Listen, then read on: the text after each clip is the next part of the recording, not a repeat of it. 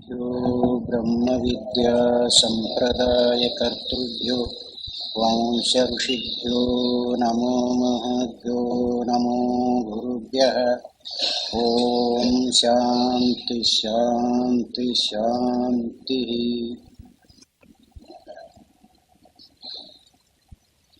ಅವಸ್ಥಾತ್ರಯದ 5 ಹೆಗ್ಗುರುತುಗಳನ್ನು ಹೇಳಿ ಇದರ ಮೇಲೆ ಬರಬೇಕಾದ ಆಕ್ಷೇಪಣೆಯನ್ನು ಹೇಳಿದ್ದಾರೆ. ಈಗ ಮೊದಲನೇ ಆಕ್ಷೇಪಣೆ ಏನಿದೆ ಅಂದರೆ,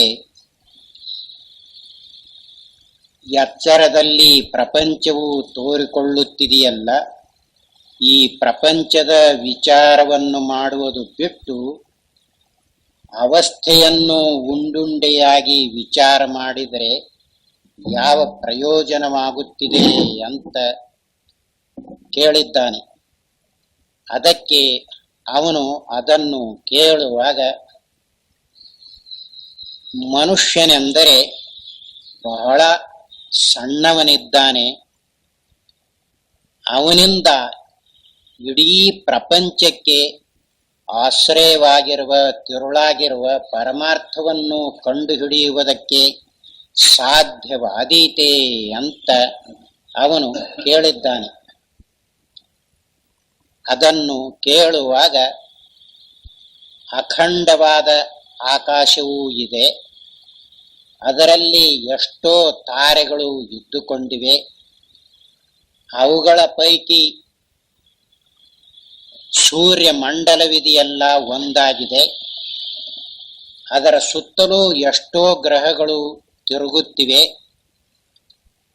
ಹೀಗೆ ಸೂರ್ಯಮಂಡಲದಿಂದ ಸಿಡಿದು ಬಿದ್ದಿರುವ ಒಂದು ಅಣು ಈ ಪೃಥ್ವಿಯಾಗಿದೆ. ಈ ಪೃಥ್ವಿಯು ಎಷ್ಟೋ ಕೋಟಿ ವರ್ಷ ಬಿಸಿಯಾದ ರೂಪದಲ್ಲಿ ಎದ್ದು ನಂತರ ಆರಿ ಒಂದು ಕಡೆಗೆ ಹೆಪ್ಪುಗಟ್ಟಿ ಭೂಮಿಯಾಗಿಯೂ ಇನ್ನೊಂದು ಕಡೆಗೆ ನೀರಾಗಿಯೂ ಇದೆ.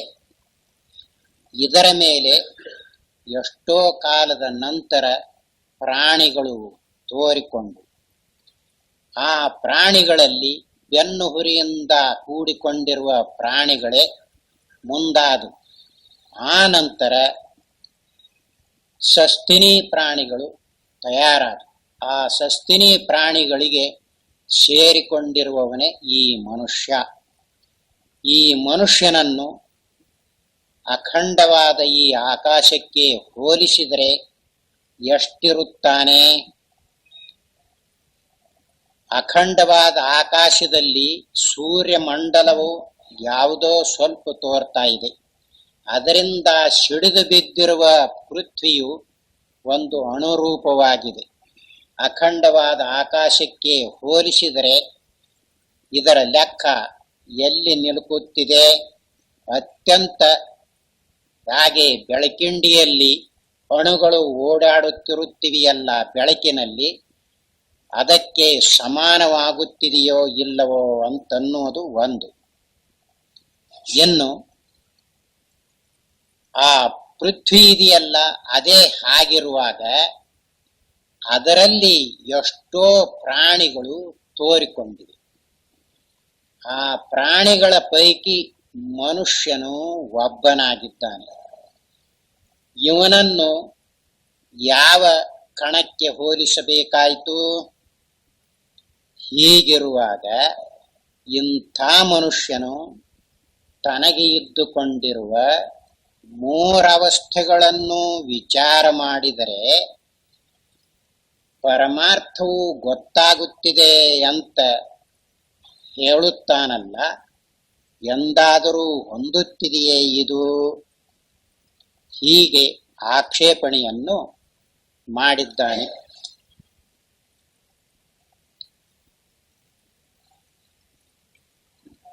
ವಿಚಾರ ಮಾಡಿದರೆ ಜಗತ್ತಿನ ಪರಮಾರ್ಥವೆಲ್ಲ ತನ್ನ ಹಿಡಿತಕ್ಕೆ ಸಿಕ್ಕಿದಂತಾಗುವುದೆಂದು ಹೇಳುವ ಮಾತು ನರಿಯು ಸೆಳೆತಕ್ಕೆ ಕೊಚ್ಚಿಕೊಂಡು ಹೋಗುತ್ತಿದ್ದ ನರಿಯು ತಾನು ಹೋದರೆ ಜಗತ್ತೇ ಹಾಳಾಗುವುದೆಂದು ಕೂಡಿಕೊಂಡಿತೆಂಬ ಕಥೆಗೆ ಸಮಾನವಲ್ಲದೆ ಮತ್ತೇನು? ನರಿ ನದಿ ಸೆಳೆತಕ್ಕೆ ಓಡಿ ಹೋಗ್ತಾ ಇರುವಾಗ ಮೂರು ಲೋಕ ಮುಳುಗುತ್ತೈತಿ ಅಂತ ಹೇಳ್ತೈತಲ್ಲ, ಹಾಗೆ ಈ ಮನುಷ್ಯನು ಹೇಳಿದಂತೆ ಆಗುತ್ತಿದೆ ಅಂತ ಆಕ್ಷೇಪಣೆಯನ್ನು ಮಾಡಿದ್ದಾನಲ್ಲ. ಅವನ ಭಾವನೆ ಏನಿದೆ ಅಂದ್ರೆ, ಮನುಷ್ಯನು ತೀರಾ ಅಲ್ಪರೂಪನಾಗಿದ್ದಾನೆ, ಅವನಿಂದ ಇಡೀ ಪ್ರಪಂಚದ ತತ್ವವನ್ನು ಕಂಡುಕೊಳ್ಳುವುದಕ್ಕೆ ಹೇಗೆ ಸಾಧ್ಯವಾದೀತು ಎನ್ನುವ ಅಭಿಪ್ರಾಯವನ್ನು ತೆಗೆದಿದ್ದಾನೆ. ಈಗ ಈ ಆಕ್ಷೇಪಣೆಗೆ ಉತ್ತರವನ್ನು ಕಂಡುಕೊಳ್ಳುವುದಕ್ಕೆ ವೇದಾಂತದ ಅವಸ್ಥಾತ್ರಯ ದೃಷ್ಟಿಗೂ ಭೌತಿಕ ವಿಜ್ಞಾನದ ದೃಷ್ಟಿಗೂ ಇರುವ ತಾರತಮ್ಯವನ್ನು ಲಕ್ಷ್ಯಕ್ಕೆ ತಂದುಕೊಳ್ಳುವುದು ಅವಶ್ಯ. ಹೀಗೆ ಆಕ್ಷೇಪಣೆ ಮಾಡಿದವರು ಯಾರು ಅಂದರೆ, ಭೌತಿಕ ವಿಜ್ಞಾನವಾದಿಗಳಿದ್ದಾರಲ್ಲ, ಅವರು ಹೊರಗಿನ ದೃಷ್ಟಿಯಿಂದಲೇ ನೋಡಿ ಅಳೆಯುವುದಕ್ಕೆ ಹೋಗಿದ್ದಾರೆ. ವೇದಾಂತದ ದೃಷ್ಟಿ ಹೇಗಿದೆ ಎನ್ನುವುದು ಅವರಿಗೆ ಗೊತ್ತಾಗಿಲ್ಲ. ಮೇಲಿನ ದೃಷ್ಟಿಯಿಂದ ನೋಡುವಾಗ ಮನುಷ್ಯನು ಸಣ್ಣವನಾಗಿ ಕಾಣಬಹುದು, ಆದರೆ ಮನುಷ್ಯನಲ್ಲಿ ಇದ್ದುಕೊಂಡಿರುವ ಮನಸ್ಸಿದೆಯಲ್ಲ, ಅದು ಸಣ್ಣದಾಗಿದೆಯೇ? ಇಷ್ಟೇ ಅಲ್ಲ, ಆ ಮನಸ್ಸನ್ನು ಅಳೆಯುವ ಜ್ಞಾನವಿದೆಯಲ್ಲ, ಅದು ಸಣ್ಣದಾಗಿದೆಯೇ? ವಿಚಾರ ಮಾಡುವಾಗ ಮೇಲೆ ಏನು ತೋರುತ್ತಿದೆಯೋ ಅಷ್ಟನ್ನೇ ಇಟ್ಟುಕೊಂಡರೆ ಸಾಕಾಗುವುದಿಲ್ಲ. ಒಳಹೊಕ್ಕು ವಿಮರ್ಶನೆ ಮಾಡಬೇಕಾಗುತ್ತದೆ. ಹಾಗೆ ವಿಮರ್ಶನೆ ಮಾಡಿದಾಗ ತಿಳಿಯುತ್ತಿದೆ. ಸರ್ವಜ್ಞನಿದ್ದಾನಲ್ಲ, ಅವನು ಒಂದು ಮಾತನ್ನು ಹೇಳಿದ್ದಾನೆ. ಹಿತ್ತಲ 3 ಮೊಳ, ಕಾಯಿ 6 ಮೊಳ, ಅದನ್ನು ಕೊಯ್ಯುವ ಕುಡುಗೋಲು 18 ಮೊಳ. ಹೀಗೆ ಹೇಳಿ. ಹಿತ್ತಲ ಅಂದ್ರೆ ಶರೀರ, ಅದರಲ್ಲಿ ಇದ್ದುಕೊಂಡ ಕಾಯಿ ಅಂದರೆ ಮನಸ್ಸು, ಅದನ್ನು ಕೊಯ್ಯುವ ಕುಡುಗೋಲು ಅಂದರೆ ಜ್ಞಾನ. ಮನಸ್ಸು ಎಲ್ಲಿ ಬೇಕಾದಲ್ಲೇ ಓಡಾಡಲಿ, ಅದನ್ನು ಕಂಡು ಹಿಡಿಯುವುದಕ್ಕೆ ಅದರ ಹಿಂದೆ ಜ್ಞಾನವು ಇದ್ದುಕೊಂಡೇ ಇರುತ್ತದೆ. ಮನುಷ್ಯರು ವಿಮರ್ಶನೆ ಮಾಡುವಾಗ ಯಾವುದೋ ಒಂದನ್ನು ಹಿಡಿದುಕೊಂಡು ಅಷ್ಟಕ್ಕೆ ನಿಂತರೆ ಇರುವಂತೆ ತಿಳಿದಂತೆಯಾಗುವುದಿಲ್ಲ. ಜನರು ಏನು ಕಲ್ಪನೆ ಮಾಡಿಕೊಳ್ಳುತ್ತಾರೆ ಅಂದರೆ, ಶರೀರ ಇಲ್ಲದೆ ಇದ್ರ ಆತ್ಮ ಎಲ್ಲಿರ್ತಾನೋ ಹೀಗೆ ಕೇಳುವವರಿದ್ದಾರೆ. ಶರೀರ ಆತ್ಮ ಇರಬೇಕಾದ್ರೆ ಶರೀರದ ಒಳಗಿರುವುದು, ಶರೀರ ಇಲ್ಲದಿದ್ರ ಆತ್ಮ ಎಲ್ಲಿರ್ತಾನೋ ಇರುವುದಿಲ್ಲ. ಹೀಗೆ ವಿಚಾರ. ಇನ್ನು ಕೆಲವರು ಮನಸ್ಸಿದ್ರ ಯಾಚರ ಇರ್ತೈತಿ, ಮನಸ್ಸಿಲ್ಲದಿದ್ರ ಯಾಚರ ಎಲ್ಲಿ ಇರ್ತೈತಿ ಹೀಗೆ ಕೇಳುವವರು ಕೆಲವರಿದ್ದಾರೆ. ಯಾಕೆ ಅಂದ್ರೆ ಅವರಿಗೆ ವಿಚಾರ ಮಾಡುವ ಕ್ರಮ ತಿಳಿಯದೇ ಇರುವುದರಿಂದ ಹೀಗೆ ಅವರು ಇಟ್ಟುಕೊಂಡಿದ್ದಾರೆ. ಶರೀರದಲ್ಲಿ ಆತ್ಮನಿದ್ದಾನೆ ಅಂತ ಕಲ್ಪನೆ ಮಾಡಿಕೊಳ್ಳುತ್ತಾರಲ್ಲ, ಅವರು ಆತ್ಮನನ್ನು ಕಂಡಿಲ್ಲ. ಆತ್ಮ ಈ ಶರೀರದಲ್ಲಿ ತಿಳಿದು ಬರುತ್ತಾನೆ ಅಂತ ಬರೆದಿರುತ್ತಾರೆ. ಅದನ್ನು ಕೇಳಿಕೊಂಡು ಅದರ ಆತ್ಮ ಎಲ್ಲರೂ ನನ್ನ ಆತ್ಮ ಹೇಳ್ತೈತಿ ಅಂತ ಹೀಗೆ ಅಂದ್ಕೊಳ್ತಾರೆ, ಅಥವಾ ಆತ್ಮ ಒಳಗಿರ್ತೈತಿ ಅಂತ ಹೀಗೆ ಹೇಳ್ಕೊಳ್ತಾ ಇದ್ದಾರೆ. ಅದನ್ನೇ ಜನರು ಇಟ್ಟುಕೊಂಡು ಆತ್ಮ ಹಾಗಾದ್ರೆ ಶರೀರದಾಗ ಇರ್ತೈತಿ ಅಂತ ಕಲ್ಪನೆ ಮಾಡಿಕೊಂಡಿದ್ದಾರೆ. ವಿಚಾರ ಮಾಡಿದಾಗ ಗೊತ್ತಾಗುತ್ತಿದೆ. ಈಗ ಲೋಕದಲ್ಲಿ ಗಡಿಗೆಯಲ್ಲಿ ಆಕಾಶವೂ ಇದೆ ಅಂತ ಕಾಣಿಸ್ತೈತಿ. ಗಡಿಗೆ ಹೀಗೆ ತಯಾರಾಗಿರುತ್ತಿದೆಯಲ್ಲ, ಅದರ ಒಳಗ ಪೊಳ್ಳು ಇರ್ತೈತಲ್ಲ, ಆ ಪೊಳ್ಳು ಆಕಾಶ, ಗಡಿಗೆ ಒಳಗಿರ್ತೈತಿ ಆ ಪೊಳ್ಳು ಆಕಾಶ ಅಂತ ಹೀಗೆ ಕಾಣಿಸ್ತೈತಿ. ಅದರಿಂದ ಆಕಾಶ ಈ ಗಡಿಗೆ ಒಳಗೈತಿ ಅಂತ ಜನರು ಹೇಳಿಕೊಳ್ಳಬಹುದು. ಇನ್ನೊಂದು ವಿಚಾರವೂ ಇದ್ದುಕೊಂಡಿದೆ. ಆ ಗಡಿಗೆ ಇರಬೇಕಾದ್ರೆ ಆಕಾಶದಲ್ಲಿ ಇರುತ್ತಿದೆಯೇ, ಗಡಿಗೆಯ ಒಳಗೆ ಆಕಾಶವಿದೆಯೇ? ಹೀಗೆ ಕೇಳಿದಾಗ ಆಗಲೇ ಸ್ವಲ್ಪ ವಿಚಾರಕ್ಕೆ ತಯಾರಾಗ್ತಾ ಇದ್ದಾನೆ. ಅವಕಾಶವನ್ನು ಹೊಡೆದಿದ್ರೆ ಗಡಿಗೆಯನ್ನು ತಯಾರು ಮಾಡುವುದಕ್ಕೆ ಬರುತ್ತಿತ್ತೆ ಎಲ್ಲ. ಹಾಗಾದರೆ ಆಕಾಶದಲ್ಲಿ ಗಡಿಗೆ ಇರುತ್ತಿದೆಯೋ, ಗಡಿಗೆಯಲ್ಲಿ ಆಕಾಶವು ಇರುತ್ತಿದೆಯೋ? ತೋರೋದು ಮಾತ್ರ ಹಾಗೆ ತೋರ್ತೈತಿ, ಏನೋ ಗಡಿಗೆ ಒಳಗ ಪೊಳ್ಳೈತಿ. ಹೊರಗಿನ ಪೊಳ್ಳಿನಲ್ಲಿ ಗಡಿಗೆ ಐತಿ ಅಂತ ತಿಳ್ಕೊಳ್ಳುವುದಕ್ಕೂ ಬರ್ತೈತೋ ಇಲ್ವೋ? ಬರುತ್ತಿದೆ. ಅದರಂತೆಯೇ ಆತ್ಮನಲ್ಲಿ ಈ ಶರೀರವು ಇದೆ ಅಂತ ಕಲ್ಪನೆ ಮಾಡುವಾಗ ಆತ್ಮನನ್ನು ಆಶ್ರಯ ಮಾಡಿಕೊಂಡು ಶರೀರವಿದೆಯೇ, ಶರೀರದಲ್ಲಿ ಆತ್ಮನು ಸಿಕ್ಕಿಕೊಂಡಿದ್ದಾನೆಯೇ? ವಿಮರ್ಶನೆ ಮಾಡಿ ನೋಡಿದರೆ ಗೊತ್ತಾಗುತ್ತಿದೆ. ಮೇಲೆ ಮೇಲೆ ನೋಡುವಾಗ ಹೌದು ಆತ್ಮ ಒಳಗದನು ಅಂತ ಹೀಗೆ ರೂಢಿಯಲ್ಲಿ ಬಂದಿದೆ. ಅವು ಶಾಸ್ತ್ರದಲ್ಲಿಯೂ ಹಾಗೆ ಬರೆದಿರುತ್ತಾರೆ. ಏನು? ಆತ್ಮನನ್ನು ಹೃದಯದಲ್ಲಿ ಕಂಡುಕೊಳ್ಳಬೇಕು ಅಂತ. ಅದು ಹೃದಯ ಅಂತ ಹೇಳುವಾಗ ಸಾಮಾನ್ಯರಿಗೆ ಅರ್ಥವಾಗದೆ ಹೃದಯ ಕೆಲವರು ಬಲಗಡೆಗೆ ಐತಿ ಅಂತ ಹೇಳುವವರದರ, ಕೆಲವರು ಎಡಗಡೆಗೆ ಐತಿ ಅಂತ ಹೇಳುವವರದರ. ಹೀಗೆಲ್ಲ ಹೃದಯ ಅನ್ನೋ ಮಾತು ಯಾವುದಕ್ಕೆ ಹೇಳಬೇಕು ಅಂತ ಸರಿಯಾಗಿ ತಿಳಿಯದೇ ಇರುವಾಗ ಈ ಕಲ್ಪನೆಗಳನ್ನೆಲ್ಲ ಮಾಡಿಕೊಳ್ತಾ ಇದ್ದಾರೆ. ಹೃದಯ ಅನ್ನೋ ಮಾತು ಲೋಕದಲ್ಲಿ ಎದೆ ಬಡ್ಕೊಳ್ಳುತ್ತಿದೆಯಲ್ಲ, ಅದಕ್ಕೂ ಹೃದಯ ಅಂತ ಕರೀತಾ ಇದ್ದಾರೆ.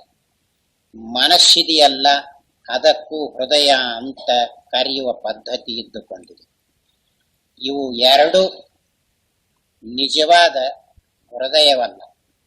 ಹೃದಯ ಅಂದ್ರೆ ಯಾವುದರಲ್ಲಿ ಎಲ್ಲವೂ ಅಂತರ್ಭಾವವಾಗುತ್ತಿದೆಯೋ, ಲಯವನ್ನು ಹೊಂದುತ್ತಿದೆಯೋ ಅದು ಹೃದಯ. ಅದನ್ನು ಶಾಸ್ತ್ರದಲ್ಲಿ ಹೇಳುವಾಗ ಆತ್ಮನನ್ನು ಹೃದಯದಲ್ಲಿ ತಿಳಿಯಬೇಕು, ಬೇರೆ ಕಡೆಯಲ್ಲಿ ತಿಳಿದುಕೊಳ್ಳುವುದಕ್ಕೆ ಬರುವುದಿಲ್ಲ ಅಂತ ಹೀಗೆ ಹೇಳಿರುತ್ತೆ. ಅವಾಗ ಏನನಿಸ್ತೈತಿ ಅಂದ್ರೆ ಹೃದಯ ಅನ್ನೋದು ಒಂದು ಸ್ಥಾನವಾಗಿದೆ, ಅಥವಾ ಒಂದು ದೇಶವಾಗಿದೆ, ಅಥವಾ ಒಂದು ಯಾವುದೋ ಒಂದು ಪದಾರ್ಥವಾಗಿದೆ ಅಂತ ಈ ಕಲ್ಪನೆ ಬರುತ್ತಿದೆ. ವ್ಯವಹಾರದ ದೃಷ್ಟಿಯಿಂದ ಈ ರಕ್ತಾಶಯವು ಹಾರ್ತಾ ಇದೆಯಲ್ಲ, ಇದಕ್ಕೆ ಹೃದಯ ಅಂತ ಆರೋಗ್ಯ ಶಾಸ್ತ್ರದವರು ಇಟ್ಟುಕೊಂಡಿದ್ದಾರೆ. ಇನ್ನು ಬೇರೆ ಬೇರೆ ಶಾಸ್ತ್ರದವರಿದ್ದಾರಲ್ಲ, ಅಂತಃಕರಣವಿದೆಯಲ್ಲ, ಮನಸ್ಸಿದೆಯಲ್ಲ, ಅದಕ್ಕೆ ಹೃದಯ ಅಂತ ಕರೆಯುವವರು ಇದ್ದಾರೆ. ಆದರೆ ಶ್ರುತಿಯಲ್ಲಿ ಹಾಗೆ ಹೇಳಿಲ್ಲ. ಎಲ್ಲವೂ ಎಲ್ಲಿ ಲಯವಾಗುತ್ತಿದೆಯೋ ಅದು ಹೃದಯ. ಎಲ್ಲವೂ ಎಲ್ಲಿ ಲಯವಾಗುತ್ತಿದೆ? ಆತ್ಮನಲ್ಲಿ. ಆದ್ದರಿಂದಲೇ ಹೃದಯ ಅಂತ ಹೇಳುವಾಗ ಹೃದಯ ಅಯಂ ಹೃದಯಂ ಆತ್ಮನು ಅಂತ ಹೀಗೆ ಹೇಳಿರುತ್ತೆ. ಆದ್ದರಿಂದ ಎಲ್ಲವೂ ಎಲ್ಲಿ ಲಯವಾಗುತ್ತಿದೆ? ಆತ್ಮನಲ್ಲಿ. ಆತ್ಮನು ಒಂದು ದೇಶವೇ, ಒಂದು ಸ್ಥಾನವೇ ಅಲ್ಲ. ಆದರೆ ಅದು ಅನುಭವಕ್ಕೆ ಬರಬೇಕಾದ್ರೆ ಅದರ ಮಜಾ ಹೇಗೈತಿ ಅಂದ್ರೆ ಇವನಿಗೆ ಈ ಶರೀರದಲ್ಲಿಯೇ ಇರುವಂತೆ ತೋರಿಕೊಳ್ಳುತ್ತೆ. ಅದಕ್ಕಾಗಿಯೇ ಈ ಶರೀರವನ್ನು ಆತ್ಮನನ್ನು ತಿಳಿದುಕೊಳ್ಳುವುದಕ್ಕೆ ಸಹಾಯವಾಗುತ್ತಿದೆ ಎನ್ನುವುದಕ್ಕಾಗಿ ಹೃದಯದಲ್ಲಿ ಅಂತ ಒಂದು ಸ್ಥಾನದ ನಿರ್ದೇಶ ಮಾಡಿದಂತೆ ತೋರ್ತದೆ. ನಿಜವಾಗಿ ಅದು ಸ್ಥಾನವೇನೂ ಅಲ್ಲ. ಈಗ ಪ್ರತಿಯೊಬ್ಬರಿಗೂ ನಿದ್ರೆ ಹತ್ತುತ್ತಿದೆಯಲ್ಲ, ಆಗ ಎಲ್ಲವೂ ತೋರಿಕೆ ಎಲ್ಲಿ ಲಯವಾಗುತ್ತಿದೆ? ಲಯವಾಗುವುದು ಎಲ್ಲಿ? ನಿಜವಾಗಿ ಆತ್ಮನಲ್ಲಿ. ಅದನ್ನು ಹೃದಯ ಅಂತ ಹೇಳುವ ಪದ್ಧತಿ ಬಂದಿದೆ. ಇದರಿಂದ ಇವನು ಸರಿಯಾಗಿ ನೋಡಿಕೊಂಡರೆ ಎಲ್ಲವೂ ಯಾವುದರಲ್ಲಿ ಇದೆ? ಆತ್ಮನನ್ನು ಆಶ್ರಯ ಮಾಡಿಕೊಂಡಿದೆ. ಆತ್ಮನನ್ನು ಬಿಟ್ಟು ಮಿಸುಗುವುದಕ್ಕೆ ಯಾವುದಕ್ಕೂ ಬರುವಂತಿಲ್ಲ. ಆದ್ದರಿಂದ ಆತ್ಮನನ್ನು ತಿಳಿಯಬೇಕು ಅನ್ನುವವನು ಇಂದ್ರಿಯ ಕರಣಾದಿಗಳು ತಮ್ಮ ತಮ್ಮ ವ್ಯವಹಾರವನ್ನು ಬಿಟ್ಟು ಎಲ್ಲಿ ಲಯವನ್ನು ಹೊಂದುತ್ತಿದೆಯೋ ಅದು ಆತ್ಮ ಅಥವಾ ಹೃದಯ ಅಂತ ಹೇಳಿಸಿಕೊಳ್ಳುತ್ತದೆ. ಇದನ್ನು ತಿಳಿಸಿಕೊಡುವ ಪ್ರಸಂಗದಲ್ಲಿ ಒಂದು ಉಪಾಯವನ್ನು, ದೃಷ್ಟಾಂತವನ್ನು ಹೇಳಿದರೆ ಗೊತ್ತಾಗುತ್ತಿದೆ ಅನ್ನುವುದಕ್ಕಾಗಿ ಬಲ್ಲವರು ಅಂಥದ್ದೊಂದು ದೃಷ್ಟಾಂತವನ್ನು ಹೇಳ್ತಾ ಇದ್ದಾರೆ. ಒಂದು ರಾಜ್ಯಕ್ಕೆ ಒಬ್ಬ ಪಂಡಿತ ಬಂದು ಆ ಪಂಡಿತನು, ನಾನು ನಿಮ್ಮಲ್ಲಿರುವ ಪಂಡಿತರ ಕೂಡ ವಾದ ವಿವಾದ ಮಾಡುವುದಕ್ಕೆ ಬಂದಿದ್ದೇನೆ. ಆ ಪಂಡಿತರನ್ನು ಕರೆಸ್ರಿ. ನಾನು ಸೋತರೆ ನನ್ನ ಬಿರುದಾವಳಿಗಳನ್ನೆಲ್ಲ ಅವರಿಗೆ ಕೊಟ್ಟು ನಾನು ಸೋತಿದ್ದೇನೆ ಅಂತ ಬರೆದು ಹೋಗ್ತಾ ಇದ್ದೇನೆ. ಮತ್ತವರು ನಾನು ಕೇಳಿದ ಪ್ರಶ್ನೆಗೆ ಸರಿಯಾಗಿ ಉತ್ತರವನ್ನು ಹೇಳದೇ ಇದ್ರೆ ಅವರು ನನಗೆ ಸೋತಿದ್ದೇನೆ ಅಂತ ಬರೆದು ಕೊಡಬೇಕು. ಇಂಥ ರಾಜ್ಯದಲ್ಲಿ ಇರುವ ಪಂಡಿತರು ನನಗೆ ಸೋತರು ಅಂತ ಬರೆಯಬೇಕು ಅಂತ ಹೇಳಿದರು. ಆಗಲಿ ಅಂತ ರಾಜ ತನ್ನಲ್ಲಿರುವ ಪಂಡಿತರನ್ನು ಕರೆಸಿದ. ಆಗ ಪಂಡಿತರೆಲ್ಲ ಬಂದರು. ಕೇಳಿದ ಪ್ರಶ್ನೆನ 3 ಪ್ರಶ್ನೆಗೆ ಉತ್ತರ ಹೇಳಬೇಕು. ಆಗಲಿ ಅಂತ ಒಪ್ಪಿಕೊಂಡ್ರು. ಪರಮಾತ್ಮನನ್ನು ಕಂಡುಕೊಳ್ಳುವುದು ಎಲ್ಲಿ? ಅಲ್ಲಿಯೇ ಯಾಕೆ ಕಂಡುಕೊಳ್ಳಬೇಕು? ಹೇಳಬೇಕು. ಎರಡನೇದ್ದು, ಪರಮಾತ್ಮನ ಮುಖ ಯಾವ ಕಡೆಗಿದೆ? ಪರಮಾತ್ಮನು ಯಾವ ಪವಾಡವನ್ನು ಮಾಡಿದ್ದಾನೆ? 3 ಪ್ರಶ್ನೆ ಹಾಕಿದ. ಈ ಪಂಡಿತರಿಗೆ ಗೊತ್ತಾಗಲಿಲ್ಲ. ಆಗ ಈ ಪಂಡಿತರು ನಮಗೆ 3 ದಿವಸ ಅವಧಿ ಕೊಡಬೇಕು ಅಂತ ಕೇಳಿಕೊಂಡ್ರು. ಆಗಲಿ ಅಂತ ಒಪ್ಪಿಕೊಂಡು 3 ದಿವಸ ಕೊಟ್ಟ. ರಾಜ ಅವನಿಗೆ ಬೇರೆ ಕಡೆಯಲ್ಲಿ ಇಳಿಸ್ತಾ ಆ ಪಂಡಿತರನ್ನು ಕರೆದು, ನೀವು ನನ್ನಲ್ಲಿ ತಿಂದು ದಪ್ಪವಾಗಿದ್ದೀರಿ, ಉತ್ತರ ಸರಿಯಾಗಿ ಹೇಳಿದ್ರೇ ಇಲ್ಲಿ ಇರಿಸಿಕೊಡ್ತಾ ಇದೆ, ಇಲ್ಲದಿದ್ದರೆ ನಿಮ್ಮಲ್ಲಿರುವುದನ್ನೆಲ್ಲ ಕಸುಕೊಂಡು ನನ್ನ ರಾಜ್ಯ ಬಿಟ್ಟು ಓಡಿಸ್ತೇನೆ ಅಂತ ಹೇಳ್ದ.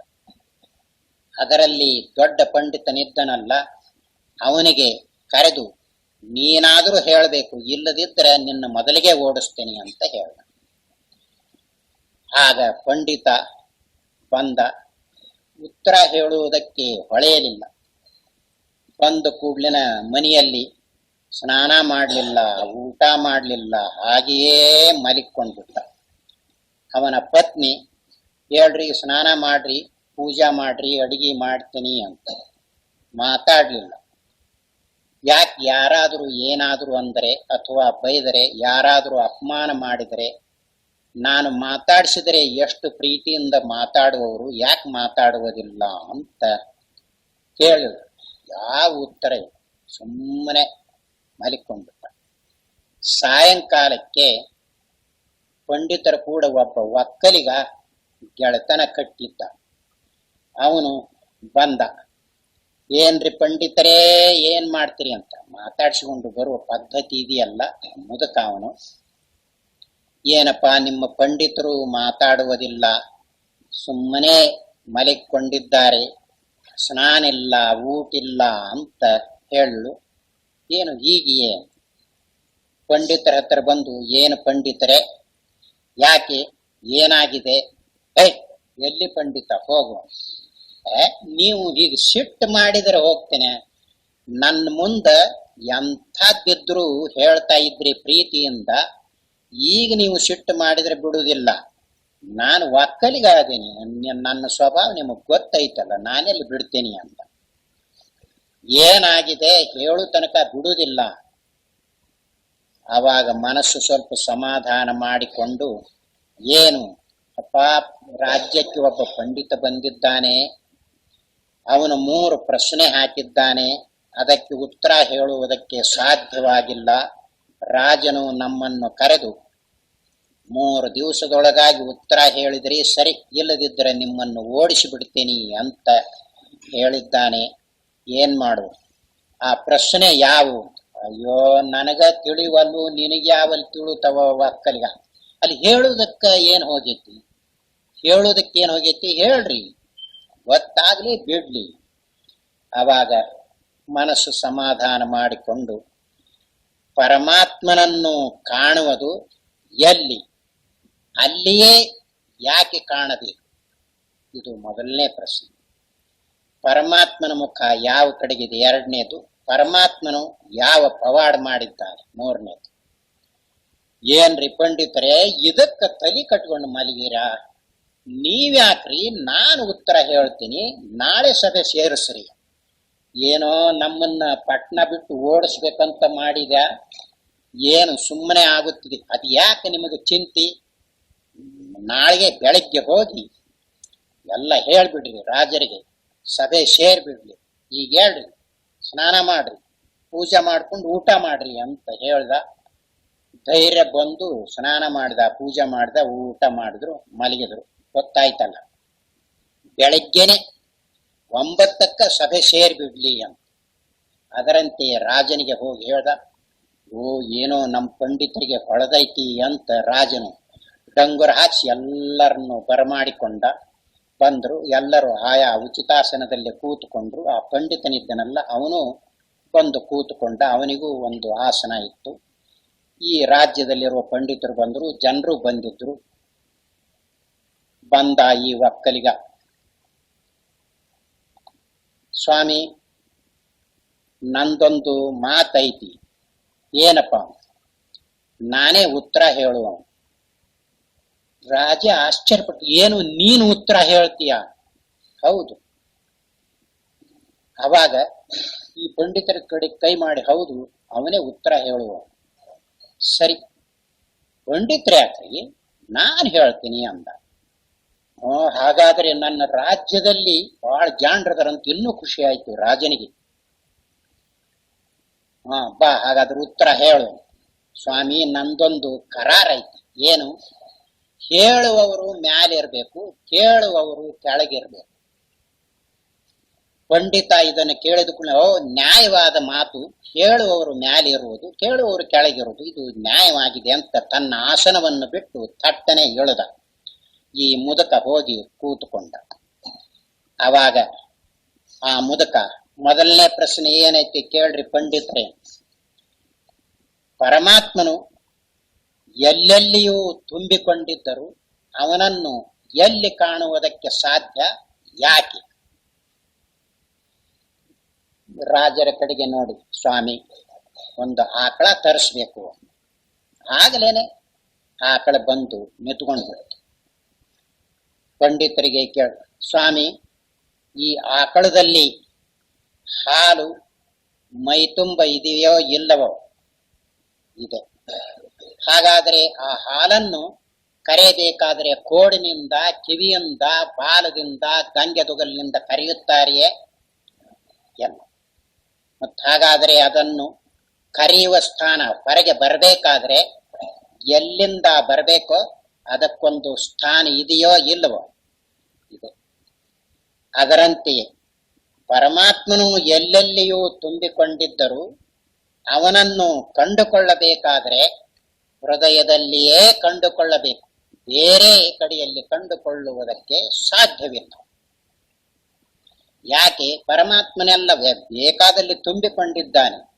ಆದರೆ ಅವನನ್ನು ಕಾಣಬೇಕು ಅಂದರೆ, ಅವನನ್ನು ತಿಳಿಯಬೇಕು ಅಂದರೆ ಮೂಗಿನಿಂದ ಆಗಲಿ, ಕಿವಿಯಿಂದಲೇ ಆಗಲಿ, ಕೂದಲಿಂದಲೇ ಆಗಲಿ, ಕೈಯಿಂದಲೇ ಆಗಲಿ, ಹೊಟ್ಟೆಯಿಂದಾಗಲಿ, ಬೆನ್ನಿನಿಂದಾಗಲಿ ಈಗ ಬರುವುದಿಲ್ಲ. ಮತ್ತೇನು ಬೇಕು?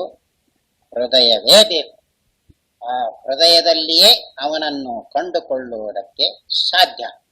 ಯಾಕೆ ಅಂದ್ರೆ ಪರಮಾತ್ಮನು ಅತ್ಯಂತ ಸೂಕ್ಷ್ಮ ರೂಪನಾಗಿರುವುದರಿಂದ, ಅವನು ನಿರ್ವಿಕಲ್ಪ ನಿರ್ವಿಶೇಷ ರೂಪನಾಗಿ ಇರುವುದರಿಂದ ಅವನನ್ನು ಕಂಡುಕೊಳ್ಳಬೇಕಾದರೆ, ಅನುಭವ ಮಾಡಿಕೊಳ್ಳಬೇಕಾದರೆ ಈಗಿರುವ ಇಂದ್ರಿಯ ಕರ್ಣಾದಿಗಳೆಲ್ಲ ತಮ್ಮ ವ್ಯವಹಾರವನ್ನು ಬಿಟ್ಟು ಬಿಡಬೇಕು.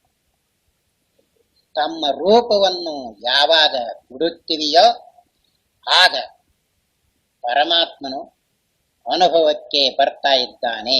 ಆದ್ದರಿಂದಲೇ ಇವು ಎಲ್ಲ ಎಲ್ಲಿ ಲಯವಾಗುತ್ತಿವೆ ನೋಡು, ಅದನ್ನು ಹೃದಯ ಅಂತ ಕರೆದಿರುವುದು.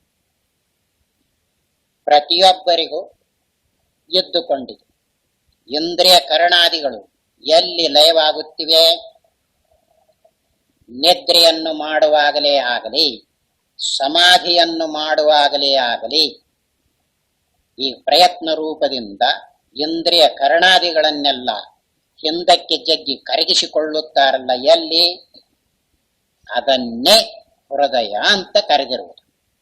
ಈ ಮಾತನ್ನೇ ಶಂಕರ ಭಗವತ್ಪಾದರು ಬೃಹದಾರಣ್ಯಕೋಪನಿಷತ್ತಿಗೆ ಭಾಷ್ಯವನ್ನು ಬರೆಯುವಾಗ ಹೃದಯ ಅಂತ ಬಂದ ಪ್ರಸಂಗದಲ್ಲಿ ಹೃದಯ ಅಯಂ, ಈತನು ಆತ್ಮನು ಬರೆದು. ಆದ್ದರಿಂದ ಆತ್ಮನನ್ನು ಎಲ್ಲಿ ಕಂಡುಕೊಳ್ಳುವುದು? ಹೃದಯದಲ್ಲಿ. ಯಾವುದರಿಂದ ಕಂಡುಕೊಳ್ತಾ ಇದ್ದೀರಿ? ಮನಸ್ಸೈತ, ಬುದ್ಧಿ ಐತ, ಇಂದ್ರಿಯಗಳದವ ಎಲ್ಲ. ಮತ್ತು ಯಾವುದರಿಂದ? ಅದರಿಂದಲೇ ಅದನ್ನು ಕಂಡುಕೊಳ್ಳುವುದು. ಇದನ್ನೇ ಶಾಸ್ತ್ರದಲ್ಲಿ ಅನುಭವದಿಂದಲೇ ಅನುಭವವನ್ನು ಕಂಡುಕೊಳ್ಳುವುದು. ಆತ್ಮನ್ನೇವಾತ್ಮಾನಂ ಪಶ್ಯತಿ, ಆತ್ಮನಿಂದಲೇ ಆತ್ಮನನ್ನು ಕಾಣುವುದು ಅಂತ ಹೇಳಿರು. ಆದರೆ ಅದಕ್ಕೆ ಈ ಶರೀರೇಂದ್ರಿಯಾದಿಗಳಿವೆಲ್ಲ ಅಡ್ಡಿಯಾಗಿವೆ. ಈಗ ಹೀಗೆ ಎದ್ದು ತುಳುತೇನೆ ಅಂದ್ರೆ ಬರುವುದು. ಆದ್ದರಿಂದಲೇ ಇವುಗಳೆಲ್ಲ ಎಲ್ಲಿ ಲಯವಾಗಬೇಕು? ಆತ್ಮನಲ್ಲಿ. ಅದನ್ನೇ ಹೃದಯ. ಹೃದಯ ಅನ್ನುವ ಮಾತು 3 ರೂಪದಲ್ಲಿದೆ ಅಂತ ಹೇಳ್ತಲ್ಲ. ಹೊರಗಲ್ದು ಸ್ಥೂಲ ಶರೀರದಲ್ಲಿ ರಕ್ತ ಈಗ ಬಡ್ಕೊಂತಿರ್ತೈತಿ ನೋಡು. ಹುಡುಗರು ಹೆದರಿದಾಗ ಅಯ್ಯೋ ಎದಿ ಬಡ್ಕೊಳ್ಳುತ್ತಂತಾರ ನೋಡು, ಅದು. ಆ ನಂತರ ಶಾಸ್ತ್ರದಲ್ಲಿ ಮನಸ್ಸು, ಹೃದಯ ಅಂತ ಬಂದಿರುತ್ತೆ. ಇವು ಎರಡೂ ಅಲ್ಲ.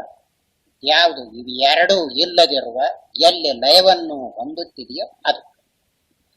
ಆಗ ಸಲೀಸಾಗಿ ತಾನೇ ಇದ್ದುಕೊಂಡಿರುತ್ತಾನೆ. ಅವನ ಅನುಭವ ಅವನಿಗೆ ಆಗಿಬಿಡುತ್ತೆ.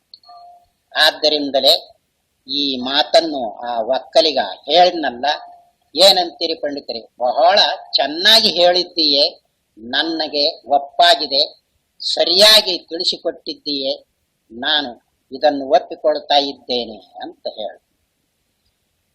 ಹಾಗಾದರೆ 2ನೇ ಪ್ರಶ್ನೆ ಮಾಡೋಣವಾಗಲಿ ಅಂತ ಕೇಳ್ದ ಒಕ್ಕಲಿಗ. ಪರಮಾತ್ಮನ ಮುಖ ಯಾವ ಕಡೆಗಿದೆ? ಸ್ವಾಮಿ ಮೇಣಬತ್ತಿ ತರಿಸ್ಬೇಕು ಅಂತ ಆಗಲೇನೆ ತರಿಸಿದ್ರು, ಹಚ್ಚಿದ್ರು. ಈ ಮೇಣಬತ್ತಿ ಉರಿತಾ ಇದೆಯಲ್ಲ, ಇದಕ್ಕೆ ಯಾವುದಾದ್ರೂ ಒಂದು ದಿಕ್ಕೈತ ಉರಿಯೋದಕ್ಕ? ಎಲ್ಲ. ಅದರಂತೆಯೇ ಪರಮಾತ್ಮನು ಸ್ವಯಂ ಜ್ಯೋತಿ ರೂಪನಾಗಿರುವುದರಿಂದ, ಜ್ಞಾನ ಸ್ವರೂಪನಾಗಿರುವುದರಿಂದ, ಅರಿವಿನ ಸ್ವರೂಪನಾಗಿರುವುದರಿಂದ ಅವನಿಗೆ ಯಾವುದಾದ್ರೂ ಒಂದು ಕಡೆಗೆ ಪೂರ್ವ, ಪಶ್ಚಿಮ, ಉತ್ತರ, ದಕ್ಷಿಣ, ಮೇಲ್ದಿಕ್ಕು, ಕೆಳಗಿನ ದಿಕ್ಕು ಅಂತ ಹೀಗಿರ್ತೈತ? ಎಲ್ಲ. ಎಲ್ಲೆಲ್ಲಿಯೂ ಎಲ್ಲಿಗಾದ್ರೂ ಹೋಗ್ಬೇಕಾದ್ರೆ ಅವನೇ ಕರ್ಕೊಂಡು ಹೋಗುದು, ಅವನೇ ತೋರಿಸು.